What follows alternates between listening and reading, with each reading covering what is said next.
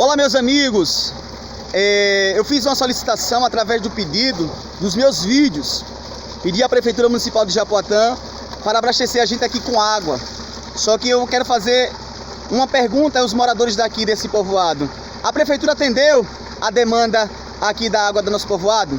Não, realmente a Prefeitura foi um fracasso pra gente que votamos ali no Japoatã, porque ninguém merece uma bomba quebrar e a gente ficar aqui sem água no verão desse. Prefeito, tenha consciência e olhe pra gente, porque essa água vem através de um empresário que nos ajudou, viu o nosso sofrimento, chegou entre a gente, ó, tem água. Você, prefeito, acha que isso tá tão fácil pra nós? Traga sua esposa para ficar aqui com a gente, porque o sofrimento com as crianças, não tem água não para as crianças, olha. O empresário teve de compaixão da gente, mandou uma aguinha aqui.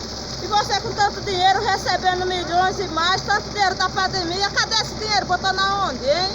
A gente sofrendo isso tudo. É a voz do povo, é a voz do povo lá do Carro Quebrado. Aqui não tem política, aqui assim eu penso no povo cidadão. E você, empresário, que nos ajudou. Meu irmão, nós só temos a agradecer a você, meu irmão. Fica com Deus e o Deus lhe abençoe.